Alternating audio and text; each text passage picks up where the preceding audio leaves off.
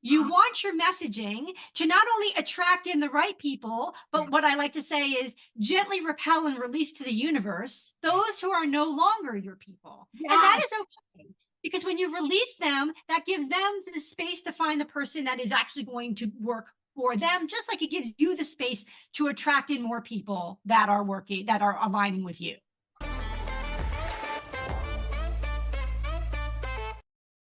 Hey everyone, welcome to this episode of the Next Step Podcast. I'm your host, Allison Lee Simmons, and today I have with me Susan Pratt.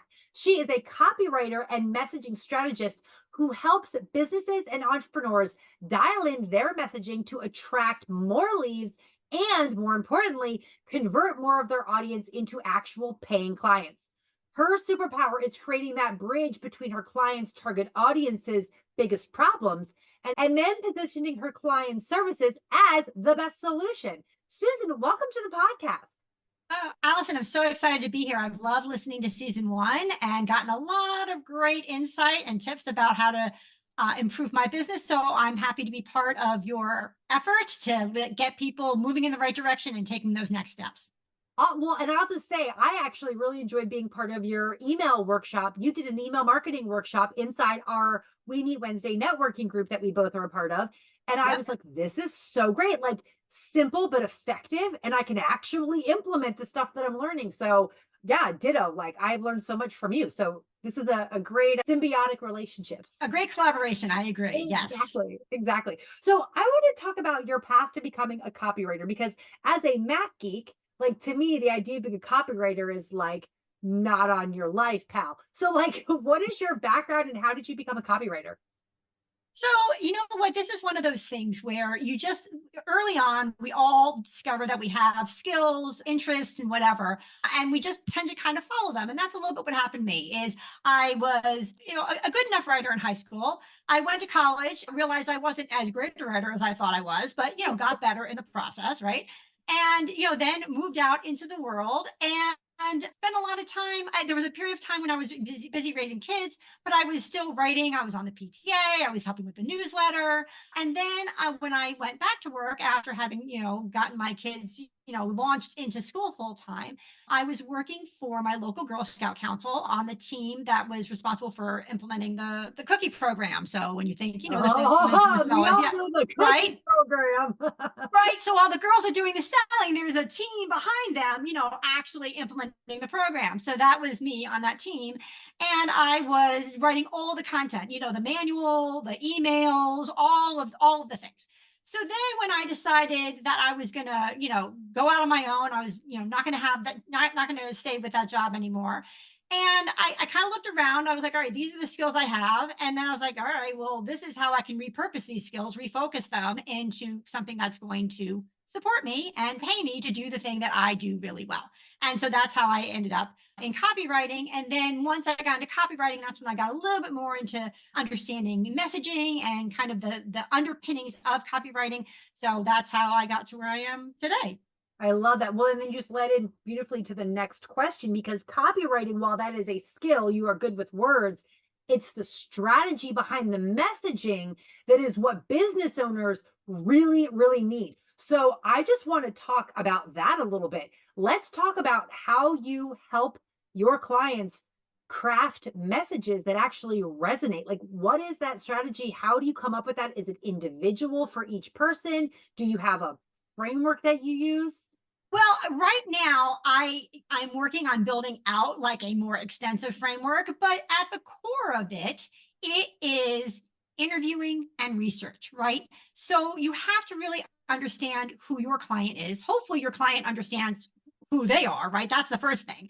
But you have to understand who they are. You have to understand who their clients are, and you have to understand whatever their unique solution is, whatever it is that is underpinning their offer that they are trying to sell. But this is true even, that's very typical for like an online offering, but this is really true for even a brick and mortar. If you've got a product line, right, whatever you stock in your store, you need to know what audience what's your typical customer look like, right? You want to know who that is so that you can target your marketing to them.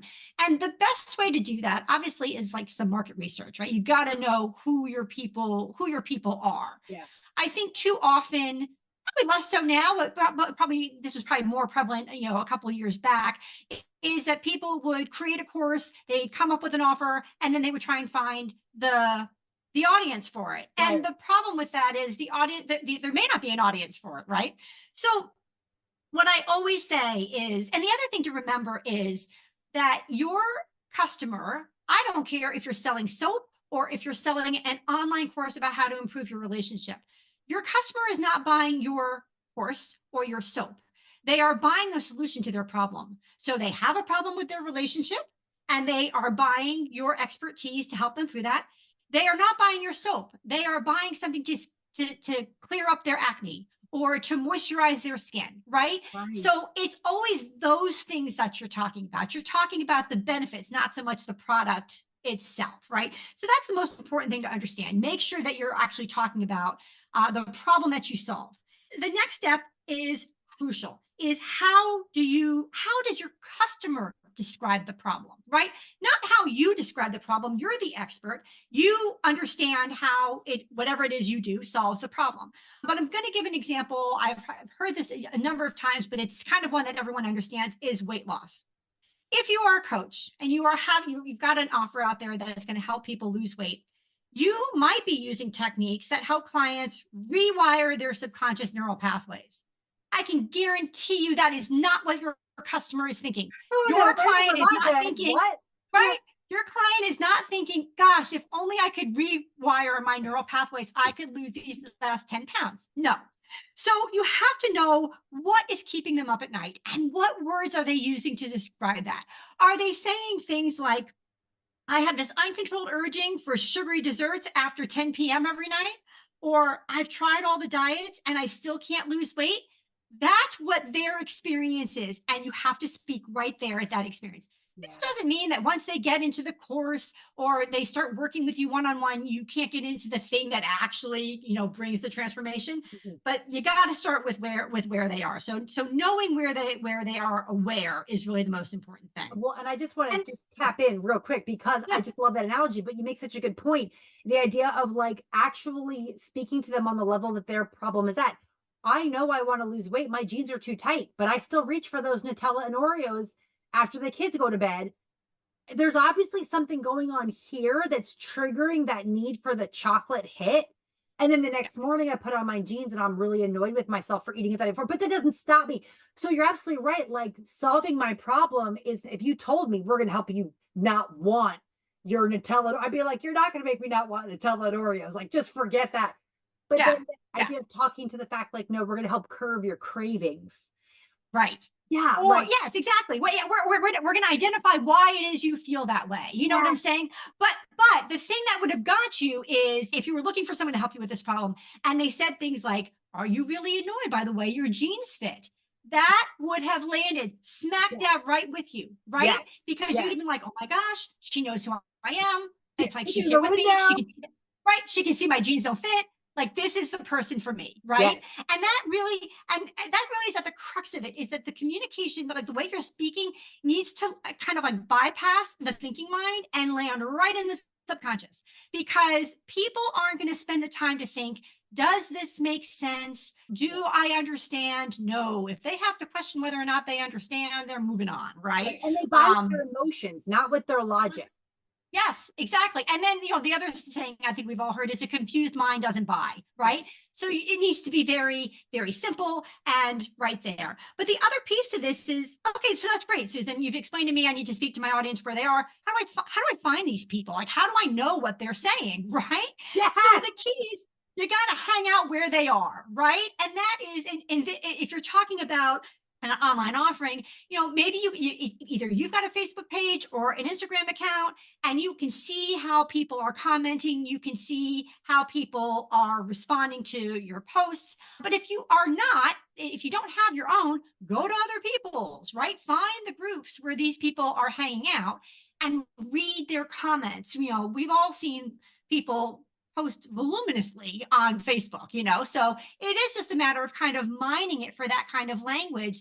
And then here's the most important part. You have to test it. You are never, ever going to knock it out of the ballpark the very first time around. You have to test it, and you will eventually see. I'm not saying it's going to be super quick, but you will eventually see what posts are landing. People will start DMing you, people will start liking it or engaging with it. And we all know that the engagement metrics can be very finicky, right? So I wouldn't use that as the end all be all. Right. But if you post something, on Monday and you get crickets, and you post something different, not like, like different, but within the same vein Right. on Wednesday, and it goes zooming, you get like, 1,000 likes. Okay, now you've hit on something. Now Right. the way I said this, what I said, this is a keeper. And Right? I Yeah. love, okay, so first of all, a couple of things. Number one, you said voluminous. Is that what the word you said? Voluminous. Yeah. Okay. Math geek, not copywriter. Like, I'm like, whoa, that's like a 25-cent word that I've never used before. So I'm just saying it's a vast difference. But anyway, I totally love what you're saying here, because as someone I just am going through this messaging dilemma as I up level my business and as I evolve. For the longest time, people thought I was a VA. And I'm like, no, I'm an OBM, not the same thing. And so I started very much leaning into the fact that I do strategy. And then they're like, oh, you're a coach. And I'm like, no, I'm not a coach. And so, but I wouldn't have known how to talk to people until I started putting it out there and got their reactions. And then I was like, that's not the reaction I want. Change my message. Right. Not the reaction I want. Change my message. And so I love that that's what you're saying. Like, you're not going to get it right the first time. Don't put so much pressure on every freaking post you write, every email you send. You have another chance tomorrow. Like, you can write another. Well, and also, let's face it, even if you have this tremendous following, not every follower is going to see that one post, right? And they're not going to remember it, right? I mean, think about all the posts that you see on a given day. How often do you remember exactly what they said? Even if it's someone you follow and you like hang on their every word, you're just not going to remember every single thing. So yeah, give yourself a little bit of grace, right? And just know that you're going to have to keep testing it. But you actually brought up another point that I just wanted to talk about is, when you find yourself in a position where you're pivoting, right? You were doing X and now you're pivoting to Y. Don't be afraid, or not so much don't be afraid. Know that you're gonna lose some people, because the people that you had that were following you, that were hanging on every word, they're no longer your people. And that is okay, right? You want your messaging to not only attract in the right people, but what I like to say is gently repel and release to the universe those who are no longer your people. And that is okay. Because when you release them, that gives them the space to find the person that is actually going to work for them, just like it gives you the space to attract in more people that are working, that are aligning with you. Heck yeah. It's like you've been peeking in my window, Susan, because I literally just last month, I scrubbed my email list and I sent out a blast, and it was like, hey, this is what I'm doing. You haven't engaged with me in a while. This is my direction. Do you want to be on my email list anymore? Because I've changed in the last 2 years. I've changed a lot. And I unsubscribed 43% of my email list. Yeah. But I was like, that's a lot. And it's those scary. people, they were never going to buy from me. They were never going to need my services. So having them on my list for vanity purposes, I really like seeing my numbers.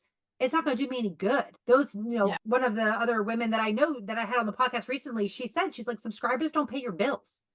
So I like you know that. what I mean? Like, subscribers don't pay the bills. Clients pay your bills. So speak to your clients, not your subscribers. And I was like, ooh. Then I scrubbed my email list the next day. Yeah, it is important. And I think the thing, again, I was talking a little bit more about giving yourself some grace.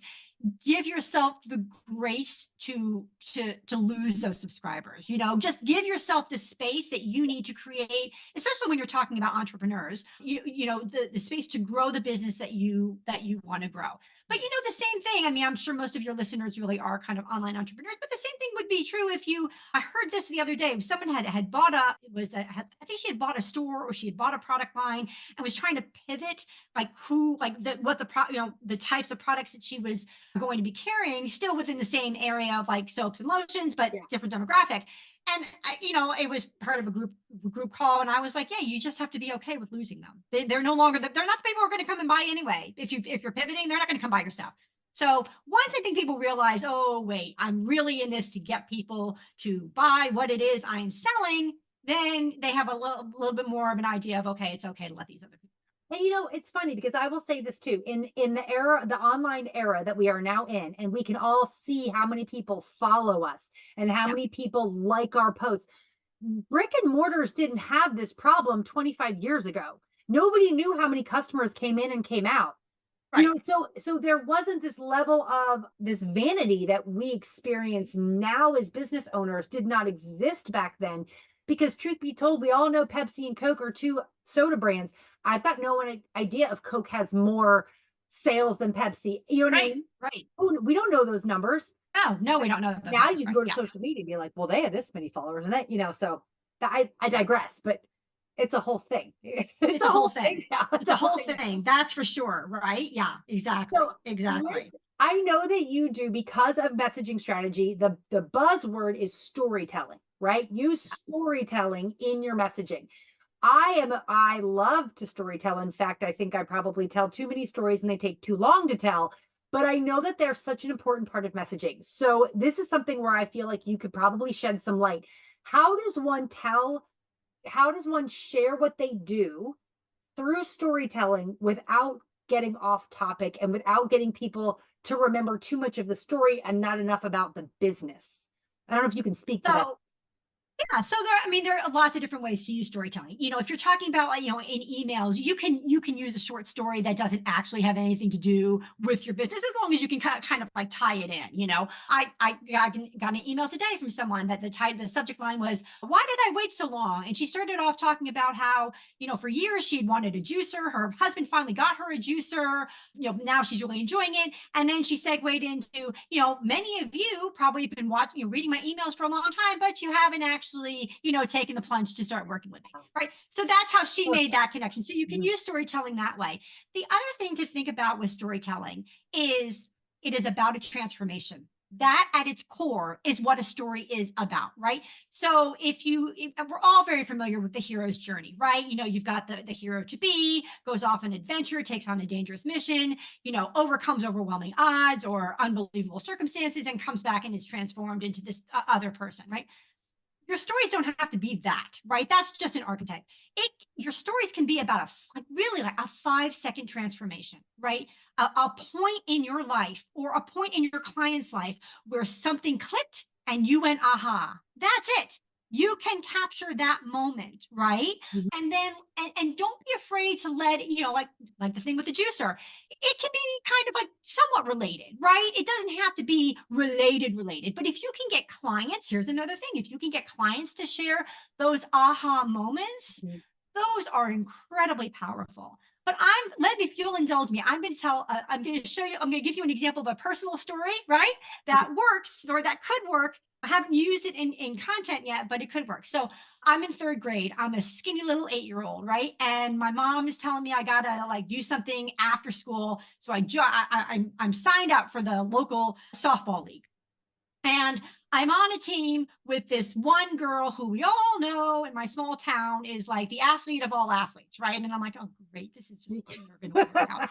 So anyway, here I am. I'm up to bat, right? And I'm as surprised as anybody when the bat actually cracks with the softball, right? And I hit like a grounder. Like, it's not going very far, but I hit a grounder. And as fast as my little legs can carry me, right? I make it off to first base. And by some at the time I thought was miracle, I made it to the base before the ball made it to the first baseman, right? And what I heard the coach on the side say was, "Man, she's fast." Like that. That flipped in my head. And now that was the identity I carried with me all the way through school. I ran track in high school. I was on state qualifying teams. I ran track I ran a little bit in college and continued to run as an adult. But I'm saying where my point is that's the type of transformation Yeah. you're talking about. Ooh, I got And goosebumps. So you're saying that story, and I'm like, that's so inspirational. It's awesome.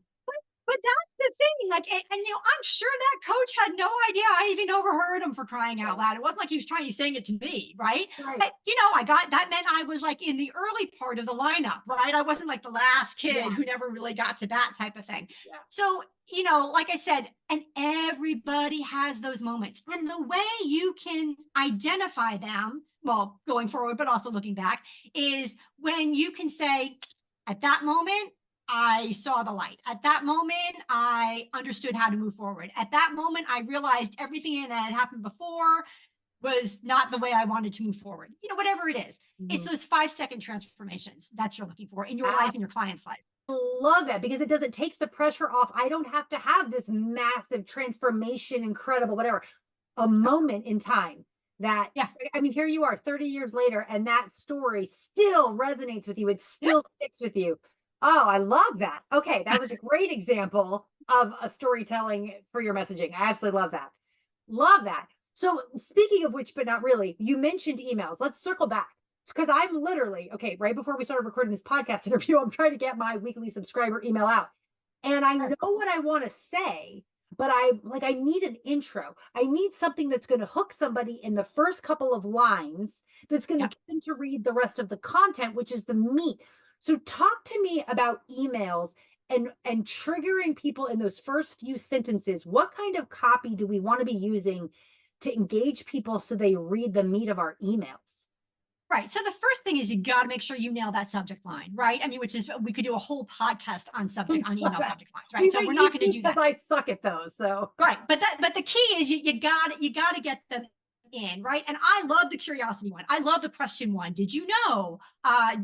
Or do did you know you can? Or what is the secret to? Or listen, do you want to know how I accomplished? Or, whatever. Or do you want to know how to do this? Those things.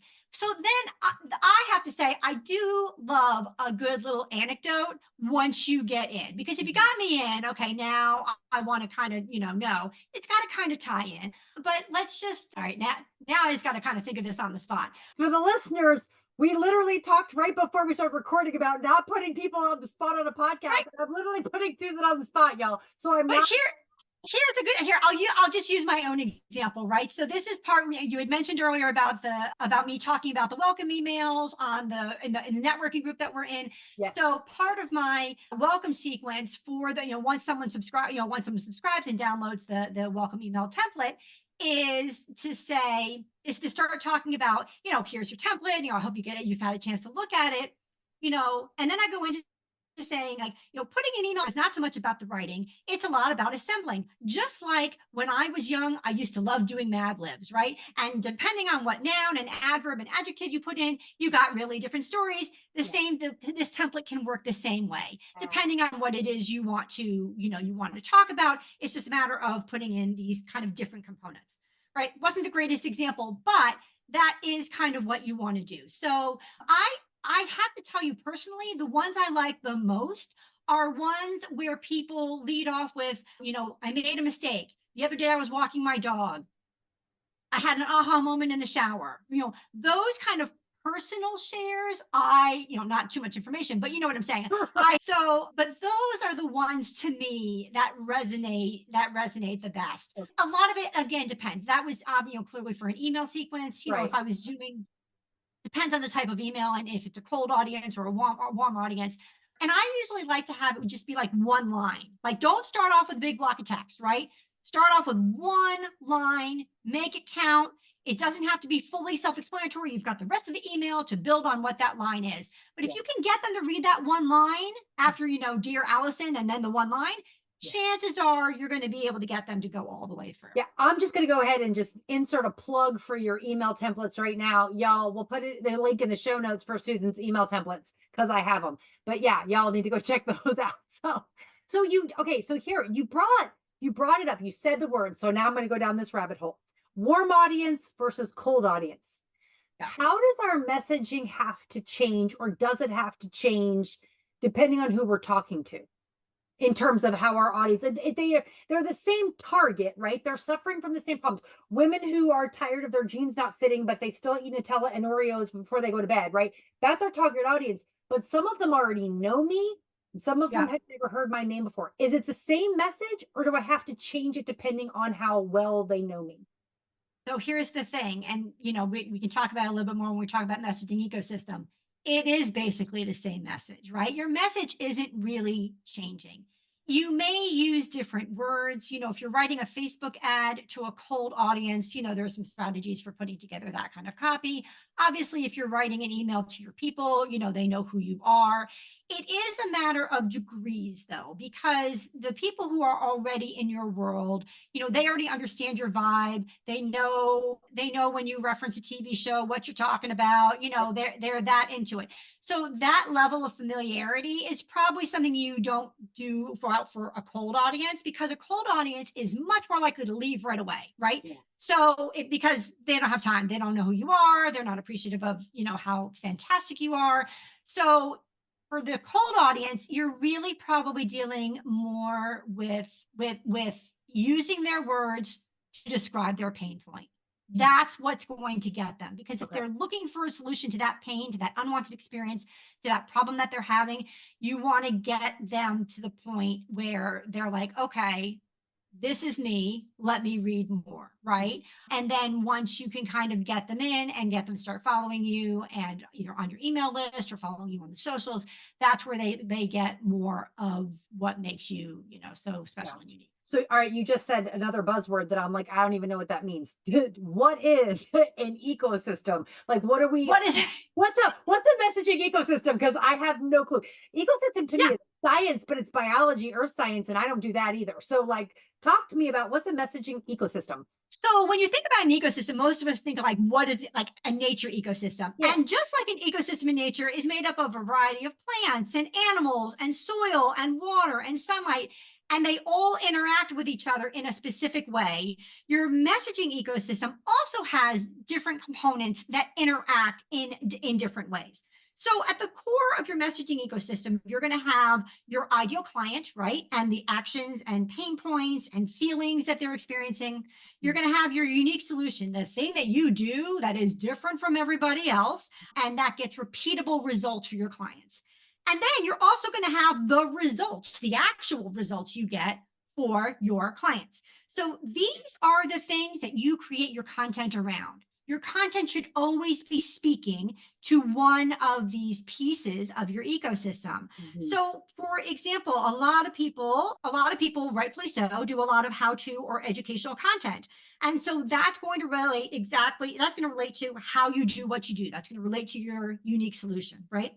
You've got your connection content, which reinforces the beliefs and the identities that your ideal client already has, right? So that's going to speak to the fact that if your ideal client believes that after menopause they're just going to have to live with their 10 extra pounds around their waist, you're going to speak to things that speak kind of to that.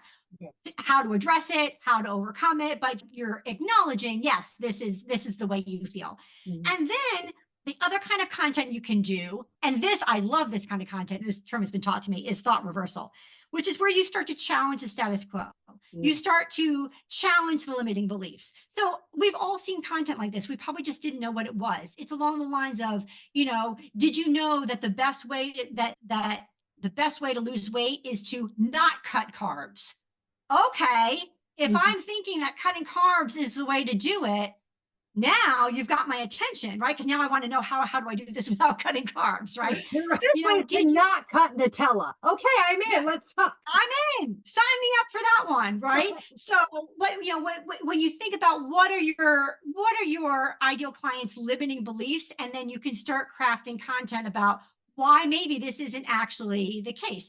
But my point on all of this is you need to know these things need to be in your ecosystem, so you can always evaluate, is this content right for me, right? So you don't find yourself, following trends or commenting on things that aren't about what you do. And it gives you kind of a grounding center point to always be like, okay, this is what I need to be talking about. Okay, I love what you just said, and I'm going to capitalize on that. You said so that you don't end up just following trends. Here's what I experienced. So many moons ago, not that many, but a few moons ago, I was sort of in the influencer space. I had a different podcast, and I was mentoring young women and moms. And so I was in the influencer space. And to grow my audience, jumping on trends, that was how you grew as an influencer. Now I am in the business space, and I am finding that for businesses, clients that I work with, jumping on trends is like the worst thing you can do because you bring in all these people that don't actually want what you're selling. You And that goes back to what we were talking about right. before, It's just right? full Making sure, circle. yeah, Yeah. yes, Like they're just making sure your message is aligned and that you're talking about the things that are important to you, that will grow your business. I mean, you can get really deep into the, into an ecosystem, and you can start talking about like what your deeper purpose is. But for the purpose of this podcast, we can just keep it to the kind of core pieces. yeah. But yeah, it's how you understand and know that you're talking about the things that you want to talk about, and you don't get Right, waylaid. right. You don't jump on a bandwagon that takes you in direction that, yeah, there might be a lot of people where that train takes you, but they're not your people. And so what They're a not waste your of time. people. What a waste of Yeah, time. Yeah. Oh, 100%, 100%. okay. We Yeah. this half hour has just blown by. But before we close out, I want to talk about mistakes. What are like common mistakes that those of us who are not copywriters and messaging strategists are likely to make when crafting our message, and what do we do about it? How do we fix Yeah. them? So one of them I mentioned before, talking about the solution rather than talking about the problem, right? And I'm okay. I think there is a little bit of debate of, well, like, do you talk about the transformation or do you talk about the problem? And I would argue you have to kind of talk about both, right? But I think the thing is, again, people may not be aware of what transformation they want. What they are aware of is what they no longer want. And I Yeah. think that's where it gets, you can get a little bit more specific and targeted when you start targeting people's, pain points or unwanted experiences. So remember that you have to be really speaking to their awareness level Hmm. and what it is that they are experiencing. A really, really good way to think about this is if you were recording your ideal client experiencing whatever the unwanted experience is, or experiencing the pain point, what would get captured, right? Hmm. When you think about it that way, then you're no longer writing copy that sounds like, I can help, I help my clients beat overwhelm. Oh, okay. Well, overwhelm means 10 different things to 10 different people. Yes. But if what you said was, I help clients overcome the stress of mealtime with children under the age of 3. Okay, Dialed you're in. on to something. Like now, or I help women rekindle their desire in a passionless relationship. Not a good example, but you know where I'm going with this, Yes. right? Yes. And then you have to get even deeper. What does that look like for the woman who's in a passionless relationship? Is it that neither partner initiates physical intimacy? Is it that you get angry with your partner? What is being captured by the video recording? So if you can Right. think about it that way, Yeah. it will help you get really truly specific. So that's really the biggest challenge that I see is that you don't talk, people are not talking to their customers awareness, and they're not being specific enough about what they can help with. Yeah. Oh, that's so good. Okay. So tell me, how can people work with you? How can they get your advice on their personal copy? Yeah, so I actually have a new offer that I'm putting out there, and it is I'm right now I'm doing it, for a limited time. I'm doing it complimentary. Eventually, I'm going to make it paid, but it is a mini copy audit. So if people are thinking, "Gosh, I could really benefit from having someone look at my copy or look at what I'm putting out there," but they're not really sure that they want to go full in and hire a copywriter, on retainer, which is obviously a big commitment, then this might be exactly for you. So basically, it would be you completing a questionnaire, getting on a 30-minute call with me, providing me with one piece of copy. It could be a landing page, a sales page, a basic sales page, a couple of emails, your homepage on your website, and I will take a look and see if I can, provide some recommendations as to how you can make the words more specific, and really tap into the things that are going to attract the right people to you. And then obviously from there we can, if it works out, we can figure out what we can do next. But that is one, like I said, for now, for the moment, it is free, complimentary. I'm gifting it, but at some point it will become a paid offer. Fantastic. So everyone, the link for that will be in the show notes, but it's an opportunity for you to get a taste of what it's like to have an expert copywriter really dig in and see if your messaging is as clear as you think it is. Because listen, y'all, I think my messaging is clear. And then people are like, oh, what do you do? I don't get what you do. And I'm like, oh my gosh, how do I explain this? So y'all want to talk to Susan. So her email templates are going to be in the show notes. The opportunity for her copy audit link will be in the show notes. Susan, thank you for being here today. Is there any last parting words you want to share with my audience about you, your business, anything? I think the thing I want to just reiterate is don't be afraid to put your stuff out there. That is the only way you are going to get clarity about what it is your ideal audience is thinking, is saying, and wants to hear more about. And then the other thing is give yourself grace if it doesn't land the first time. So put it out there, give yourself some grace. You will eventually find the right blend of words and themes and concepts that are start pulling in the people that you are really looking to work with. That just feeds right into the ending tagline, which is make a plan, take action, y'all. Go take action. We'll see y'all next week.